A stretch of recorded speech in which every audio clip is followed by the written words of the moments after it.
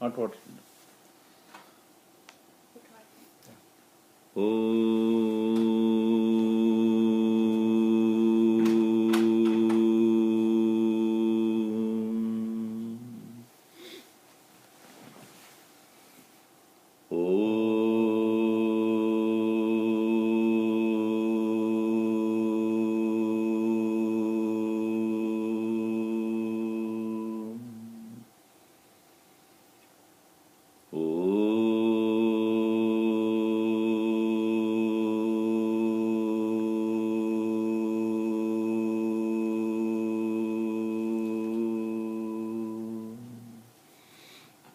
Om Sahana Bhavatu Sahano Bhunaktu Sahaviryam Karavavahai Tejasvinavadhitamastu ma vidvishavahai. Om Shanti Shanti Shanti. Samasta Jana Kalyane Niratam Karunamayam Namami Chinmayam Devam Sadgurum Brahma Vidvaram. We have been seeing this beautiful text Bhaja Govindam. Last session we saw, which one is that? 12 and 13. 12 and 13. Dinayaminyau sayam pratah Shishiravasanto punarayatah Kalah kridati gacchatyayuhu Tatapi na munchati ashavayuhu Kate kanta dhanakata chinta Vatulakim tavanasti niyanta Trijagati sajjana sangati reka Bhavati bhavarnava tarane nauka. One should not misunderstand that the spiritual life is a means to escape oneself from the problems of life or responsibilities. Many people have this misunderstanding. That's the reason why we find even in Shankaracharya's time, there were people who are not really interested in spirituality, but this is a shortcut to live luxuriously. So that kind of a misunderstanding should not be there. So because the very topic that we have got is break the bondage. Meaning bondage or the limitations that we presently encounter or experience, that should be overcome. And any external method of running away or changing the name or suppressing our tendencies or escaping from present situation does not actually help. That is why here in the 14th verse, Shankaracharya has said that, he will read that, Jatilo mundi lunchita keshah Jatilo mundi lunchita keshah Kashayambara bahukruta veshah Kashayambara bahukruta veshah Pashyannapi chana pashyati moodah Pashyannapi chana pashyati moodah Hyudara nimittam bahukruta veshah Udara nimittam bahukruta veshah Bhaja Govindam Bhaja Govindam Govindam Bhaja Moodamate Samprapte Sannihite Kale Nahi Nahi Rakshati Dukran Karane. Jatilaha means wearing a long jata. Mundi means one is completely shaven. Lunchita means plucking. Keshaha, plucking the hair one by one. Or Kashayambara, wearing the saffron cloth. In this way, Bahukruta Veshaha. Many people have various Veshas, disguises they may put it on. But the problem is, even though one can see it clearly, What is that we can see clearly? That one's own self is free of all bondages. Pashyannapi na pashyati moodaha. Even though one is seeing, one is not seeing. It is a very important statement here. That means, now let us look at this simple example. That when I'm seeing, let us say, outside my window, I'm seeing a tree. When I'm seeing the tree is perceived by me, and I have absolutely no doubt over that. Why? Because I believe in my eyes. Without believing in my eyes, I do not believe in what it reports. Is there a tree at all? I say yes. Why? Because I believe in my eyes. If I'm hearing a sound, that sound I hear, and I consider that, oh, there is a music. How do you know? Because I'm hearing. Not only I'm hearing, but I believe in what I hear. In the same way, when the Shastra says, or the Master say, you are the self, Shastra is the pramana or the means to know this, which is unknown otherwise. Just like eyes are the means to know a flower or any other object, and I believe in that eyes, and therefore what is reported by eyes is also true. In the same way, when the Shastra says, you are really Tattvamasi, you are the self, that realization comes only when I believe in the source of knowledge. So when even let us forget about even that part of it. Shastra, Shruti. Let us take Yukti. Yukti means a logic. Can I be alive without something called Chetana or consciousness, which is enlivening my body, my pranas, my mind, my intellect, my thoughts, my emotion, my feelings? All these are enlivened by there is one thing which is unseen. Even though I don't see it physically, but I know it is there. Only thing is I have to pay attention to that presence. If I do not pay attention to the presence, I cannot deny it is not there.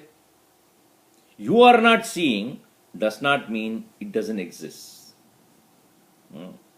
So to see the self, to change the attention from what I am occupied with, eyes, ears, nose, tongue, skin, mind, emotion, feelings, thoughts, ideas, opinions, likes and dislikes and desire, anger, lust, passion, greed, so many things I am identified with, to shift my attention from that to the inherent self is my effort. So even though I can see, but I decided not to see. That's what it means. Pashyannapi na pashyati moodaha. So in 15th chapter also it is said, Utkramantam sthitam vapi bhunjanam va gunanvidam vimudha nanu pashyanti jnana chakshushaha. With the eye of knowledge, which means paying attention to what is real, even though it is there, but I am not seeing it. And instead of that, I do all sort of external things like shaving the head, or wearing a jata, or pulling the hair one by one, or wearing a kashaya vastra. These are all not going to help you if you are not seeing what you are supposed to see. No doubt our tradition has kept this kashaya vastra for a person who exclusively want to live like that. Just like a doctor. How do you identify a doctor in a crowd? One who wears a white coat, usually is regarded as a doctor. One who wears a black coat, okay, is a lawyer. One who wears a brown or a certain uniform, then he is a policeman, right? So we can identify, oh, here is a person. When there is a medical problem, you can go to him, to the doctor, hey, there is some emergency is there, please come and help. You can ask that person to help, and since the doctor is committed to seva, even if he is not in duty, he is off duty also. You might have seen in the airplanes, etc. Is there any doctor, there is emergency, somebody is required. So even though he is not officially need to be there for attending that, but he will do it because it's not only his profession, but it is service also. So also with respect to a policeman, etc. So, in the case of a sadhu, this cloth is only an external symbol, but that doesn't make one a sannyasin unless he has seen what can be seen, what should be seen, and if he is not seeing, then he says, Mudaha, even if he is wearing all sort of external symbols of being a religious person, Hyudara nimittam bahukuruda veshaha. Such a person is only doing that for the sake of filling the belly. Even 8th century Shankaracharya's time, if the people were like that, imagine today it is so common that people in the name of God or in the name of sadhutva, in the name of swamis, all sort of atrocities are committed. Now, one more thing one should understand is that often we find a sadhu is expected to show some miracles. Our Guruji used to say, Chamatkar ki bina namaskar nahi milta hai. It is unfortunate that people expect some miracle. And our Gurudev used to say, the very fact that an individual is able to sit and walk and talk and move and think, a product of matter is able to do all those things, which itself is a miracle. A plant that is coming out of the seed, breaking the shell of the seed, breaking the earth and coming out of the earth, that itself is a miracle. You know how much energy is necessary to break the earth and come out? Who gives that energy? What makes that possible for that small plant to come out of that earth and come out as a beautiful plant? So that which is inherent in all of us has an enormous power of being, that if you do not see and do everything else externally, and it is only for the sake of yutara nimittam, for the purpose of filling the belly, bahukruta veshaha. Indeed, so many different disguises are done. So it is said traditionally, the first stanza apart, up to the 13th verse, it is by Bhagavan Shankaracharya himself. But this, taking a cue from him, these verses are written by his own disciples. This particular verse which we just completed was traditionally attributed to Padmapada, the famous disciple of Sri Shankaracharya. Why I am saying this is that Padmapada was such a great devotee of Shankaracharya, not a very smart boy to begin with, but he had so much of dedication to Shankaracharya. The story goes like this, that when Shankaracharya used to conduct the classes for the students, Padmapada will be busy doing some seva. So once it so happened, the disciples and Shankaracharya have moved across the river and sat under a tree, and Shankaracharya was about to start his morning satsang, and then suddenly he found that this boy was missing. Oh, where is he? So everybody said, how does it matter? He is not smart enough to understand anything. But Shankaracharya did not want to, he knew the worth of that boy. Where is he?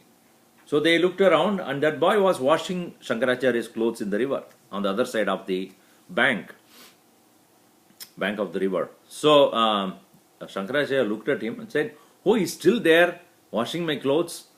And he called out to him, come here, quickly. And that boy, because he is only, only thing that is to listen to the teacher and obey his orders. He ran across the river, it is said. He didn't drown. And it is said lotus flowers came under his feet to support him to cross over the river and come. So when he came and sat down and said, yes, Guru, what you have called? Everybody was so amazed. How did you cross the river? Did I cross the river? So Shankaracharya, who witnessed it, said, how great is this, the dedication. This boy came without even knowing how to cross the river. He just came because he just listened to my command. And therefore he gave him later on the name Padmapada, one who has a lotus on his feet. So therefore, it is later on written by him, it is attributed to him, saying that false renunciation is not any way useful to any devotee or any seeker. As even we see in the fifth chapter of Bhagavad Gita, Nyeyassa nitya sannyasi yona dveshtina kankshati nirdvandvo hi mahabaho sukham bandhat pramuchyate. That means an individual is considered as a sannyasi only when he has or she has overcome strong likes and dislikes and overcome all the dualities of life. Then only such a person is considered as an sannyasi, and he is capable of coming out of the bondage very quickly. On the other hand, again he says, Sannyasastu mahabaho dukkam aptum ayogataha yoga yukto munir brahma nachirenadi gacchati. In fact, he says if a person has not done enough purification of the mind through karma yoga, for him the sannyasa will become very, very painful. So one who has overcome likes and dislikes, for him to come out of the bondage is easy. For those who have not done purify the mind, renunciation will not help. So it is very clear, a person externally wearing all these signs of being a sannyasin, but if he is not seeing clearly where the bondage can be overcome, pashyanna pichana pashyati moodaha yudara nimittam bahukruta veshaha. It is that shift of attention from the screen, from the movie to the screen. So long as I am seeing the movie, I am part of the whatever is happening in the movie. I cry and emotionally upset, etc. Moment I start seeing the screen instead of the movie, and I know indeed the drama is going on there. Similarly, shifting the attention from our own body, mind, intellect complex to the inherent supporting self, then I am saved from all the troubles of identification with this. So that is why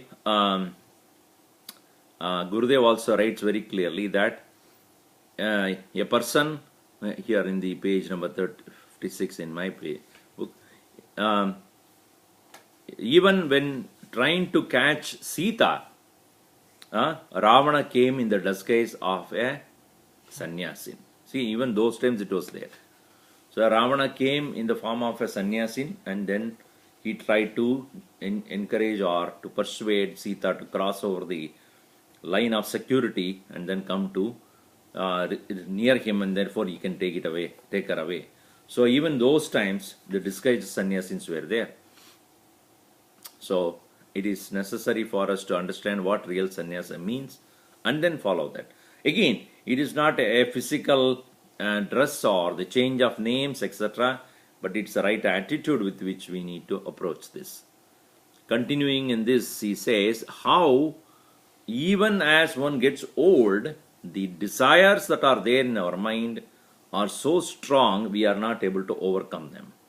As it is said in the next verse, Angam galitam palitam mundam Angam galitam palitam mundam dashana vihinam jatam tundam dashana vihinam jatam tundam vruddho yati grihitva dandam buddho yati gruhitva dandam tatamina munchati asha pindam tadapina munchati asha pindam bhaja govindam govindam bhaja mudhamate samprapte sannihite kale nahi rakshati dukrin karane.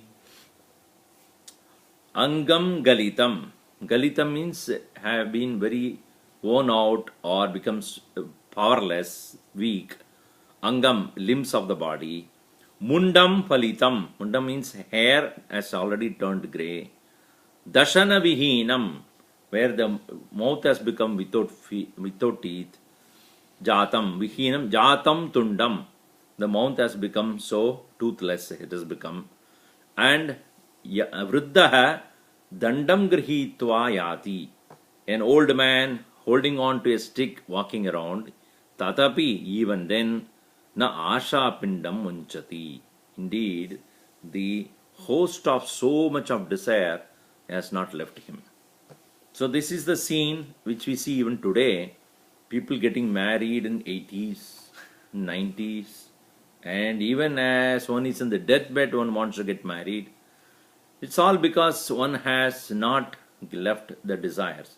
In fact, the desire never becomes old. Only the body gets old. Mind never gets old. Desire never gets old. Even the body cannot anymore help experiencing any of the desires, but still that mind is so aggressive, so wanting, so needy, so indulging, so demandful that it cannot allow even an old man to live peacefully. We find people, people who are in the high level ranks of in a political world or in the social world, high level, but how low they can come down when it comes to desire, passion, anger, jealousy, greed, and so many other things. We find that worldly education has not given the maturity up to anybody. So a person may be a doctor, a lawyer, a politician, a government official. He can be anything.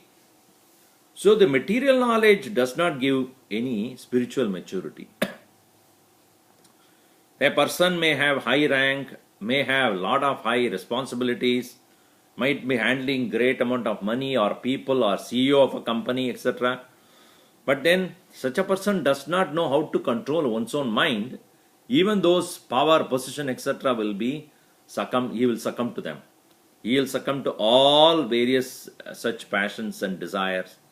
Say, look at Ravana himself, a person of so much of learning, so much of tapas, so much of intensity in devotion, etc. But all that are for personal power, name, fame, position, all other things, but not for devotion. The worship is not devotion. Worship is invoking a deity out of concentration, etc. That is tapas. That's why you will find, interestingly, Brahma did not take any avatar. You seen Brahma taking any avatar? Brahma does not have any avatar. Why? Because Brahma's job is to give result for the tapas one has done. Many times he gives the result and then only wonders, why did I give to him? He is very arrogant Rakshasa. Then he goes to Vishnu or Shiva saying that I made a mistake of giving this thing, you somehow help me giving out. Why? Because his job is to give the result to whatever action that is done by a person. Whereas Shiva or Vishnu have to take care of the problem because the tapas has got its own results. Like in the case of Ramayana, we find Kumbhakarna, Ravana and Vibhishna, all the three of them did tapas. They were intense in their tapas. When Kumbhakarna was asked, what do you want? He was so tired and said, I want to sleep for 6 months and eat for 6 months. That's all he could think of because of this impurity, obviously. So then Tathastu, Brahma gave immediately das. So when Vibhishna was asked, what do you want? He said, out of his absolute purity, sattva, he said, I want devotion to God. That's why even as the entire Lanka was burned by the fire created by Hanuman, his house was not touched. It's because his high sattvic nature, he was saved from that. Whereas in the case of Ravana, he was asked, what do you want? He asked for power, position, immortality. He said, I want to be immortal with all the power, with all the wealth. So Brahma says, power and wealth I'll give you, but immortality I cannot give you because anything that is born in this creation has to die. You choose how you want to die. No, Ravana said, I choose how I do not want to die. Okay, how you do not want to die? I do not want to die in the hands of any animal, any devatas, any of the living beings. And so then he said, there must be some exception. Otherwise, the whole thing, that is again you are asking indirectly immortality. He said, I think human being I can handle. I am powerful enough to handle human beings. So Tathastu. Now, having given that word to Ravana, Brahma wondered which kind of a human can really conquer this great Rakshasa called Ravana. That is when Devatas learnt about how arrogantly Ravana going about because destroying the heavens, because Devatas cannot kill him, animals cannot kill him, natural forces cannot kill him, none can kill except human. Then they asked Vishnu, so what do we do? We want you to take the human avatar and then go and take care of this problem. So you see, tapas has got a result. Any kind of, like in the case of today's world, a scientist can probably experiment something and come up with some new discovery. These are all the hidden powers of the Prakriti. How do they discover the atom bombs? How do they discover the nuclear? How do they discover proton, neutron? How do they even discover the silicons that are there and which has become so important in our daily life? So many things that are hidden in the nature can be made to manifest by inquiry, by experimentation, which is already there. So is also with respect to tapas. An individual can bring about great powers or abilities through tapas. There is no doubt about that. But then, if impurity of mind is there, that power that is produced out of the tapas can be completely misused. That's what happened in the case of Ravana. So, mind has got potentially all the powers. But then, when it is not tamed with devotion and purity, it can really play havoc in our personality. In the form of desire, even as the physical body gets old, angam galitam palitam mundam dashana vihinam jatam tundam vriddho yadi grihitva dandam tatapina munjadi asha pindam. So, it is very, very important that we need to find out what is that asha. Asha, literal meaning is hope. Seeking something which is not presently there. That's what is called hope. Asha means that which is presently is not there, but I am seeking it to happen. That's called asha. What do you call that in Hindi mein? Kya hota hai? Intezar. Right? Intezar is to waiting upon something. So asha is a thing that is yet to happen, which I am not sure, but I hope it happens. Right? So what happens is here, what is that which is the cause of this expectation? Our masters have thought about it. There's a beautiful verse which I noted here. Kamasya vijayopayam sukshmam vakshyami aham satam sankalpasya parityagah upaya sulabho matah. Kamasya vijaya upayam. To conquer or become victorious over desire, sukshmam is the subtle methodology, sukshmam upayam, vakshyami aham satam. For the sake of the good people, aham vakshyami, I will speak about that. Sankalpasya parityagaha, removing or getting rid of the fanciful imagination. Upaya sulabho mataha. This is the upaya. It is very easy, apparently. Meaning, when I see a thing, when I don't see a thing as it is, I have a projection of an idea over that. That it is a cause of more joy to me. That very idea I superimpose upon something which is not there, is called sankalpa. That is called, shobana adhyasa. Shobana adhyasa means projection. Projection of joy over something which does not have that. Shobana adhyasa. So sankalpa is shobana adhyasa, projection of happiness upon something. Tat parityagaha, and giving up that is the end of kama. I cannot desire something which I do not think as a source of happiness. So if I don't consider something as a source of happiness, I will not have any desire for it. The desire comes because I have a feeling that this will fulfill my desire, my happiness. Right? That is called Shobana Adhyasa. So when I give up this sankalpa or the superimposition of the idea or the notion of joy, then the kama does not have any power to stay. Right? So therefore, why we are not able to do it? Because the knowledge is not there, and also secondly, there are two reasons for it. Number one is that we already have a lack of happiness. We do not have happiness, and therefore we are looking for it everywhere. That is number one. Number two, we have a misunderstanding. Objects can fulfill our desires, fulfill our joy. Now, if you look at analysis very carefully, how can a material thing, a matter, can fulfill your emotional requirement? Think about it. What you want is happiness, which is an emotional demand. Let us say, if the hall is not filled, it is empty. Oh, I want to fill with some chairs and tables and furniture. It is understandable because space is a physical thing and you can fill it up with chairs and tables and other things. But the void that we are experiencing in our life is lack of happiness. And happiness is not a physical material.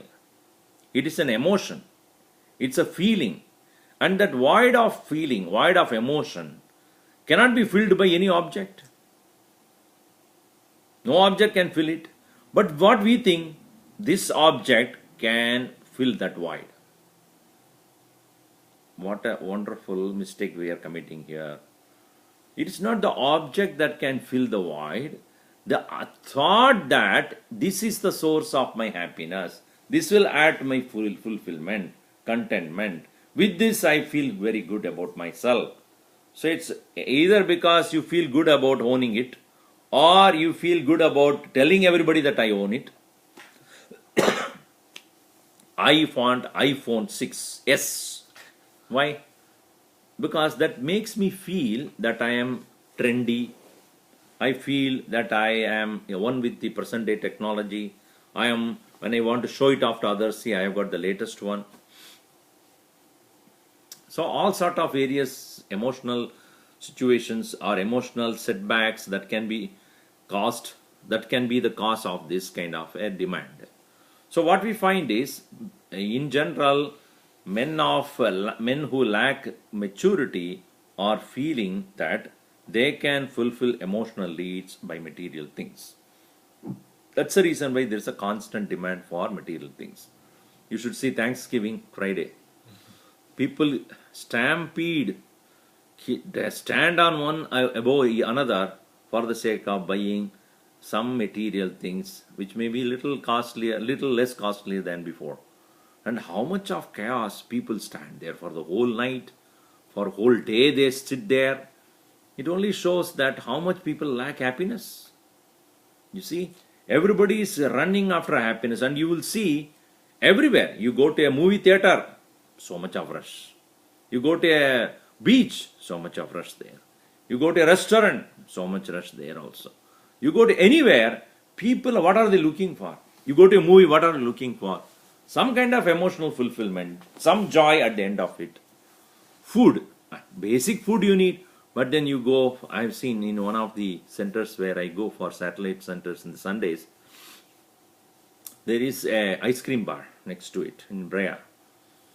People in the hot summer night afternoon, they stand for 2 hours to get into that ice cream bar, because they make a particular combination of ice cream. There is nowhere else you will get it.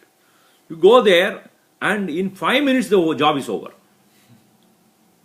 In that 5 minutes, for that 5 minutes experience, I have given the example of Universal Studio also. That a 5 minutes ride or 10 minutes ride, 1.5 hours, 2 hours we stand in the queue to get the thrill. So it is everywhere. You will find that people looking for happiness and run after the things, and then unfortunately it is seeking fulfillment of happiness in material things.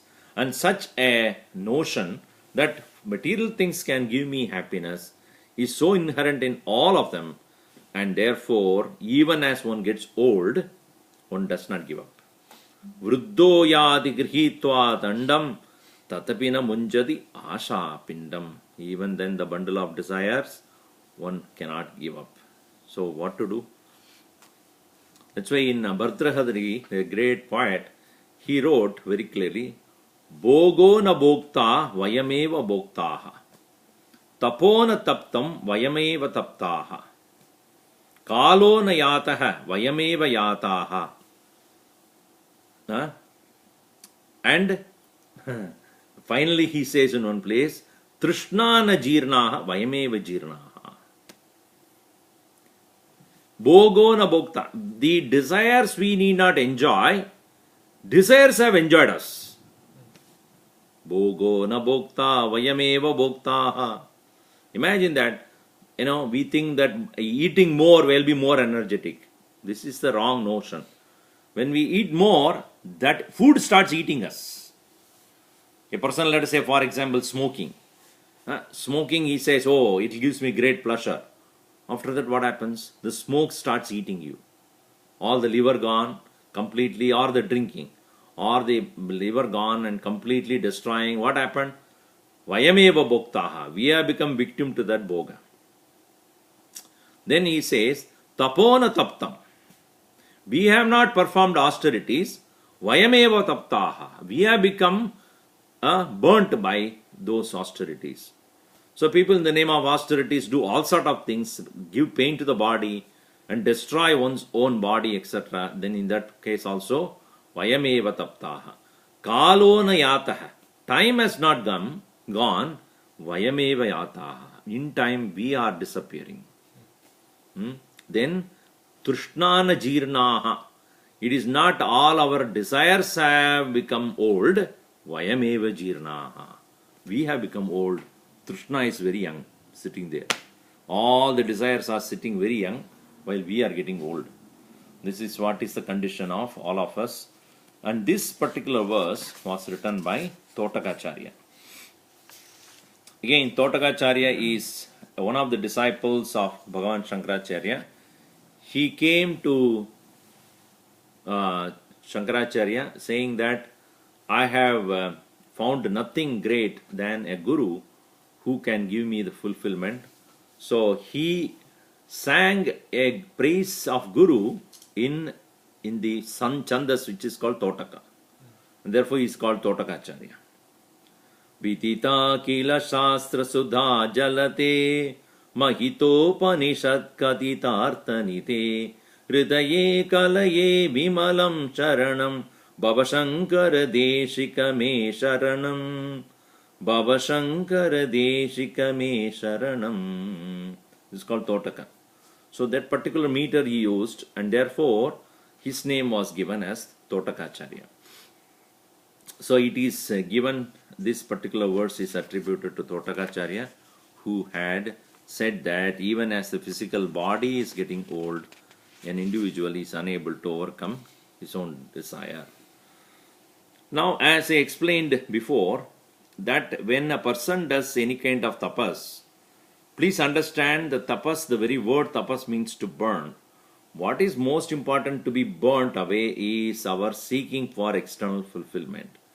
But then here, you see in the next verse, he says, verse number 16, Agre vaknihi prushte banuhu Agre vannihi prushte banuhu Ratro chubuka samarpita januhu Ratrau chubuka samarpita januhu Karatala bhikshastarutala vasaha Karatala bhikshastarutala vasaha Tatapina munjatyasha pashaha Tadapina munchatyasha pashaha Bhaja govindam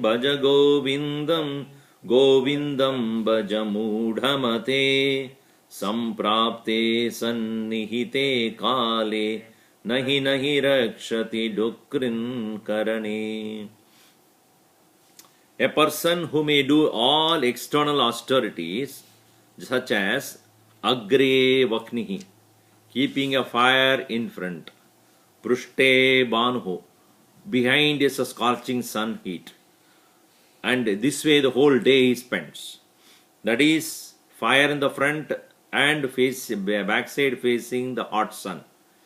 Thinking that this way of bearing unbearable pain that happens due to this kind of austerities, one can grow strong and face the bondage.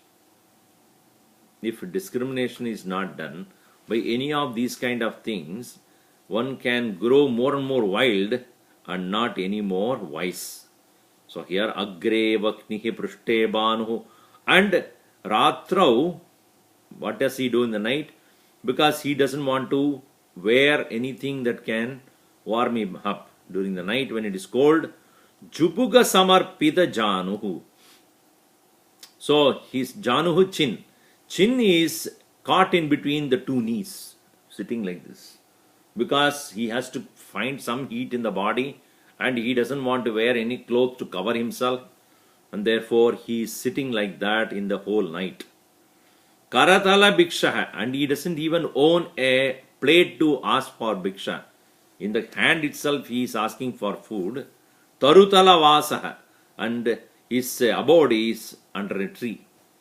In this way one may undertake all sort of austerities, tatapi, even then, namunchati asha apashaha. The ropes of hope one is not able to overcome. So this is very interesting, that an individual who is living in bare minimum, even such a person is not able to overcome.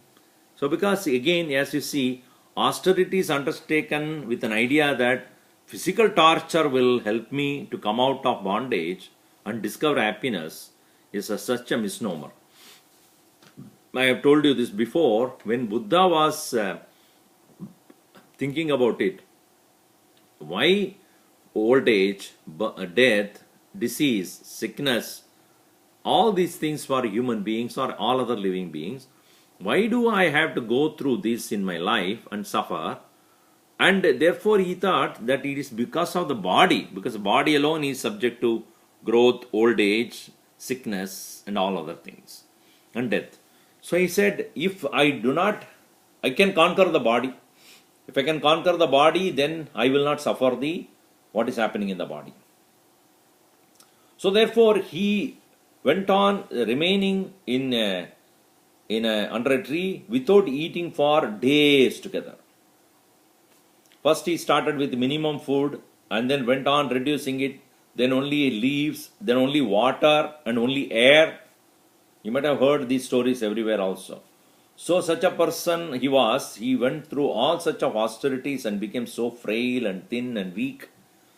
And as he was sitting one day, and he looked at his physical body becoming so emaciated, completely gone, and does not have any strength at all, he said that by torturing this physical body, actually it is demanding more attention from me.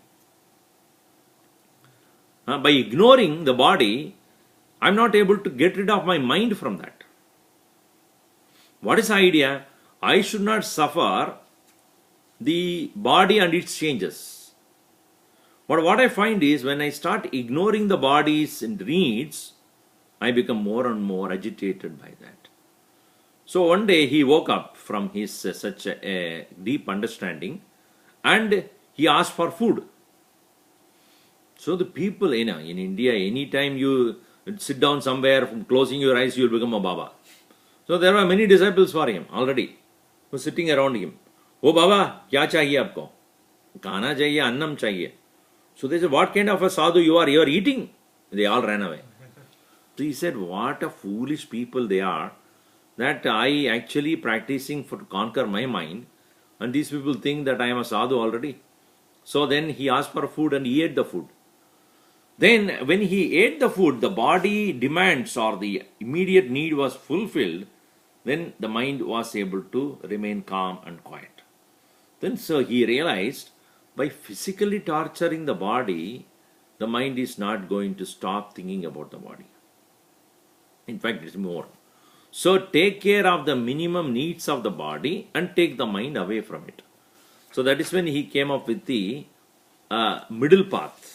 The middle path being moderation in all pursuits, whether it is giving food to the body, activity, engagement in the world, in all aspects. Yukta ahara vihara, yukta cheshta karmasu, yukta swapna ababodha, all waking, sleeping, eating, fasting, working, resting, in all these things there should be moderation.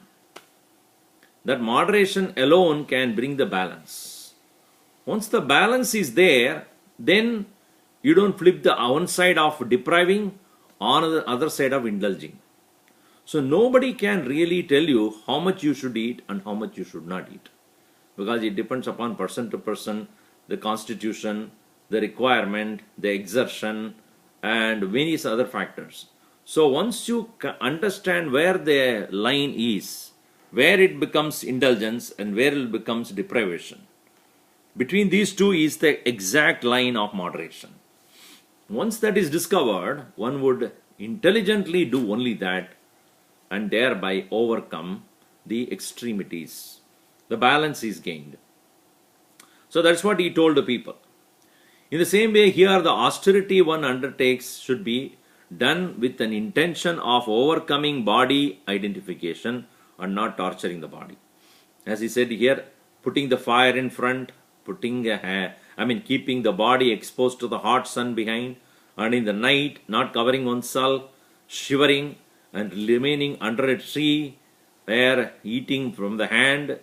Such an individual, even if he does all these things, tatabi, even then, namunchati, one is not least, asha pashaha, one does not least the rope of hope. So the bondage of desires will still bind him very tightly, because it is said that one particular yogi, I know that I told you this before, one particular yogi had, I think I said last time, so he had conquered his prana, and he told the king of the country, saying that I can remain, I told, right? I can remain, I can remain more than 10, 12 years without taking food or water or breathing, and I can remain without doing all these things, and I can prove it. So the king was very curious. Okay, please do that. But then he said, what is the reward? The king said, I will give my daughter to you if you do that. So the yogi was very happy.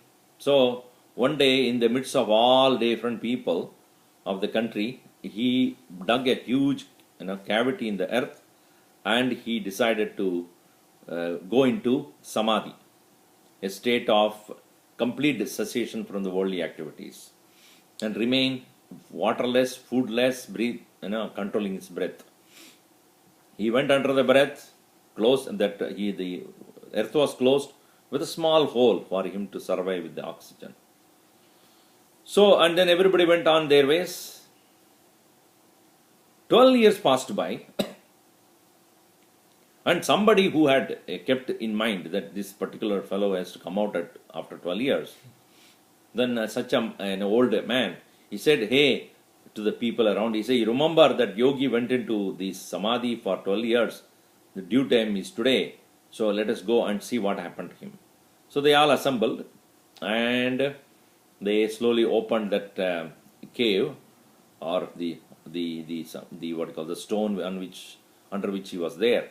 So then when they opened it, and there emerged the yogi, bright and alert, and he said, see, I have told you that 12 years I can remain foodless, waterless, and I can remain without all these things, and I proved it. Where is the king? So then the people have assembled there. Why do you need the king? Then I had an agreement with him. What is the agreement? My agreement is that he had given me a word. I want to remind him. So they said that the king is already dead and gone. His son is ruling. I will bring him. We will bring them. So they went to the king and brought him. And the young king asked, what is that which my father committed to you? Your father said that when I come out of this samadhi, he will get your sister married to me.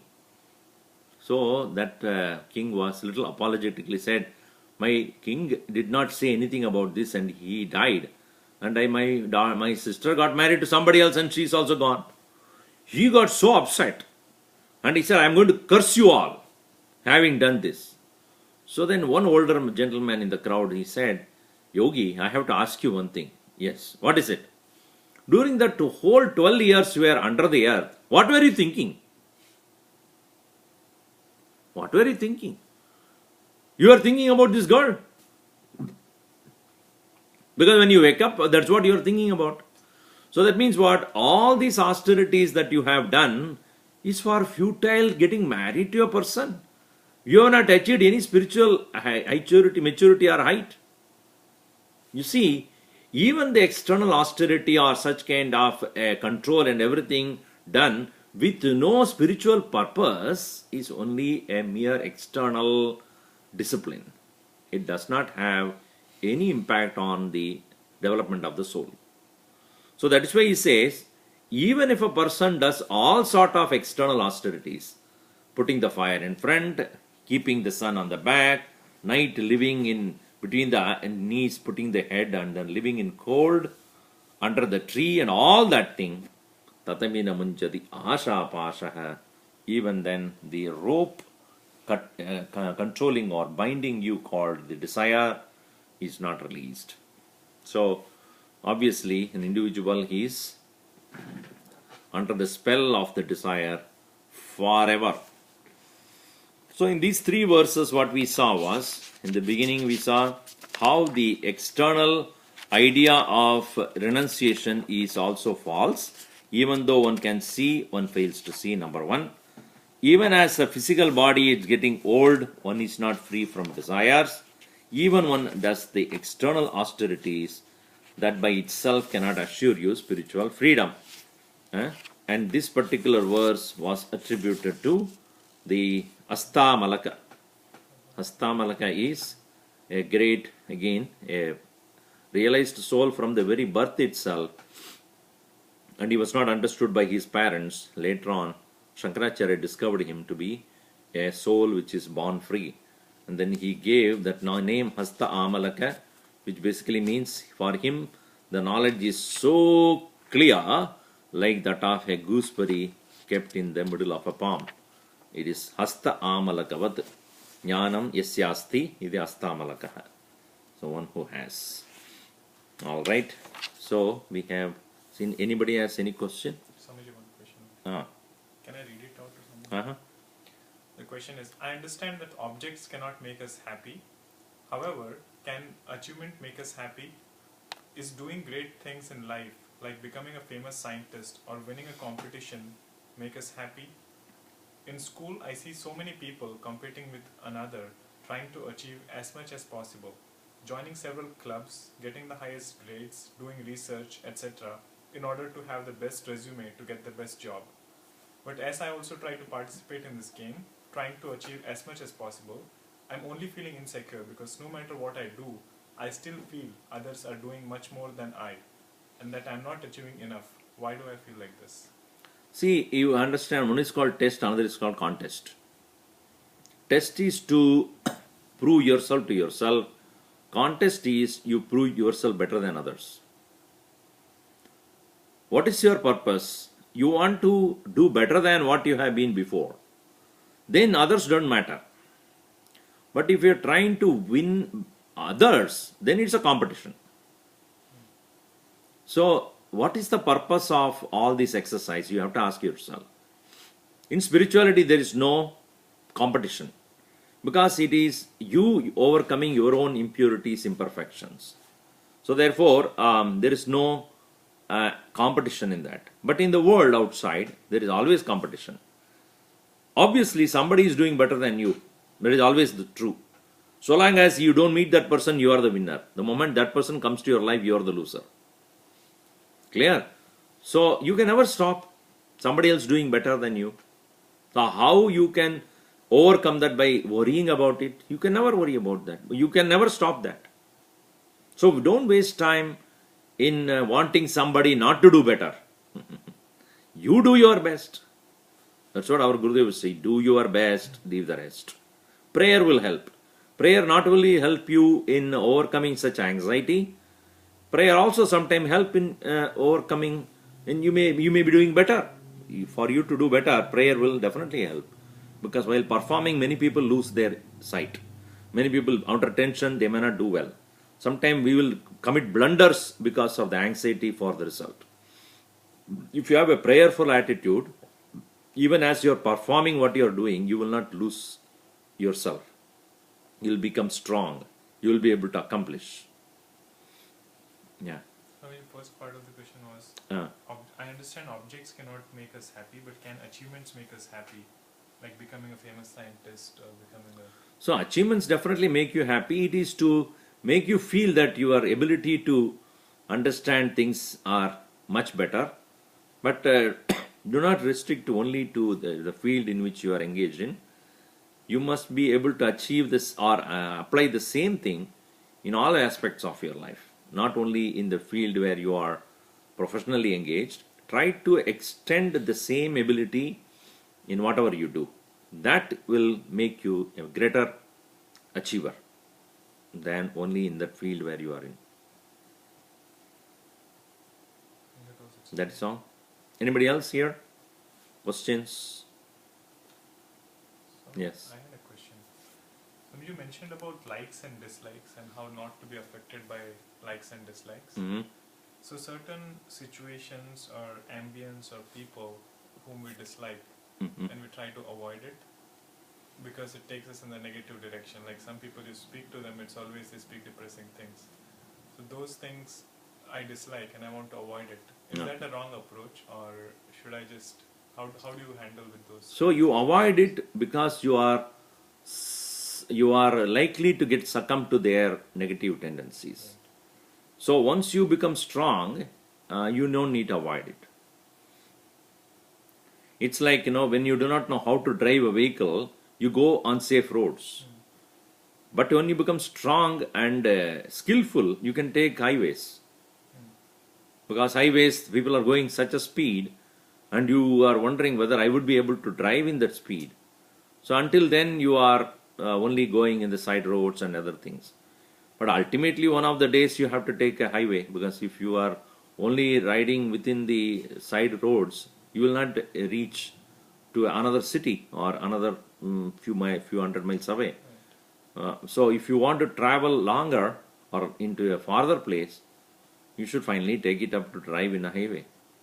So then only it is possible for you to do that. So in the same way, running away or staying away from wrong influence is one thing. Yes, that will help you to build up the strength. But having built slowly some amount of strength, you must experiment yourself to be in the company of the negative people but not get influenced. So don't always run away, but slowly come out of it. Thank you so much. Alright, so we will meet next month, November 18. I know many of you may have many other programs, but keep this date in mind. November 18, which is again on Wednesday evening, around the same time, 7:30 PST. Om Sarve Bhavantu Sukhinah, Sarve Santu Niramayaha, Sarve Bhadrani Pashyantu, Ma Kaschid Dukkhabhat Bhavet. Om Shanti Shanti Shanti. Harihi Om Shri Gurubhyo Namaha. Harihi Om.